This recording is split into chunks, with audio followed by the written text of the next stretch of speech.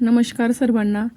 मागच्या व्हिडिओमध्ये बघितलं तुम्ही की आम्ही उज्जैनमध्ये आलेलो, महाकालचं दर्शन घेतलं आम्ही आणि त्या दिवशी बाकी बाहेरचे देवदर्शन करून आलो आणि नंतर आम्ही दुसऱ्या दिवशी सकाळी 5 वाजता आम्हाला स्नान करायचं होतं। शिप्रा नदीवरती गेलो, तिथं दीपदान वगैरे पण करायचं होतं।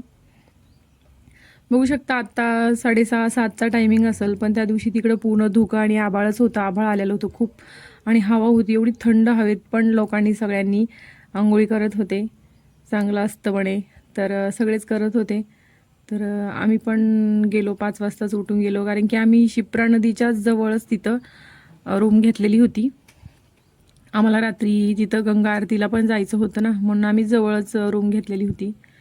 तर बघू शकता खूप पब्लिक होती त्या दिवशी तिथं, कारण की आदल्या दिवशी ऋषीपंचमी होती, तर खूप लोक आलेले होते। आम्ही छान इथं दर्शन वगैरे केले। बाजूला पण खूप मोठे मोठे मंदिर आहेत आणि मी जास्त व्हिडिओ पण नाही घेऊ शकले, कारण की बऱ्याचशा मंदिरमध्ये खूप गर्दी होती, तर आपण मोबाईल पण काढू शकत नव्हतो आणि आमच्यासोबत आर्या पण होती। लहान मुलं असले की एवढं सगळं नाही जमत। तर इथं आम्ही छान दीपदान करण्यासाठी दिवे वगैरे आणलेले होते। तर आर्याला इथं भूक लागलेली होती, तिनं बिलकुल त्रास नाही दिला। आम्ही 5 वाजता उठून आलो, तर आमच्यासोबत उठून आली ती। तिला खूप छान वाटत होतं फिरायला, कंटाळा नव्हती करत आणि एवढं तिची खाण्याची पण एवढी हे होत नव्हती वेळेवर, तरी ती काही त्रास देत नव्हती। फक्त ती एवढं की पळत होती खूप, तर धरावं लागत होतं गर्दीमध्ये। तर इथं एवढी हवा होती ना, तर दिवाच हे होत नव्हते, लागत नव्हते, खूप हवा सुटलेली होती त्या दिवशी तिकडं। तर आम्ही इथं छान दीपदान वगैरे केलं, आईने पण केलं, सगळ्यांनीच, मावशीने वगैरे। तर आमची इथलं पूजा वगैरे झाल्याच्या नंतर उज्जैनमध्ये महाकालच्याच जवळ विक्रमराजाचा वाडा आहे जुना, आम्ही तिथं पण गेलो होतो। खूप छान आहे, तिथून जवळच आहे। नंतर आम्ही येताना परत एकदा महाकालचं दर्शन घेण्यासाठी गेलेलो, तर आम्हाला सांगितलं एक जणांनी, आणि मावशीला पण माझ्या माहिती होतं, ती बऱ्याचदा जाती उज्जैनला, भोपाळला राहते। तर विक्रमराजाचा वाडा आहे म्हणून तिथं हा वाडा आहे। मी इथं पण बराच वेळ थांबलो, खूप छान होतं बघण्यासारखं तिथं। आणि तिथून हे महाकालचं मंदिर खूप जवळ दिसत असेल तुम्हाला, शिखर। उज्जैनमध्ये आपण जेवढा पण टाईम 4-5 पण दिवस राहिलो, तर खूप बघण्यासारखं आहे, भरपूर काही गोष्टी। आम्ही 2 मुक्कामं थांबलो होतो, जास्त तर नाही थांबू शकलो।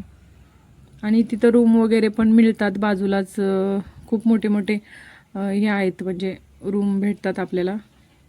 आम्ही राम मंदिरमध्ये केलेलं होतं रूम, म्हणजे माझी मावशी नेहमी गेली की राम मंदिरमध्येच करते, म्हणजे जुना वाडा आहे खूप छान आणि व्यवस्थित, तिथं पाणी वगैरे पण गरम आणि छान आहे, छान वाटलं आम्हाला, सगळं व्यवस्थित सोय होती तिथं। हे विक्रमराजाच्या वाड्यामधलंच आहे सगळं। आर्या तर तिथं खूप खेळत होती। आर्याला तिथं एक मंदिर होतं देवाचं, तिथलं काहीतरी मान्यता आहे म्हणे की कुत्र्याचं बाहेर हे केलेलं असतं हे, तर ते तिला खूपच बघितल्याच्या नंतर हे वाटलं, तर आर्या त्याला बोलायचं हे करत होती, त्याच्यासारखी जीभ काढत होती, बोल, तिला असं वाटत होतं बोला नाही, आवाज कसं काय येत नाही आहे। खूप वेळ आर्या छान खेळली तिथं, तिला मी तिथं खाऊ पण घातलं। आणि नंतर आम्ही तिथून भारत माताचं पण एक खूप मोठं मंदिर आहे, आम्ही तिकडं गेलेलो, बघू शकता।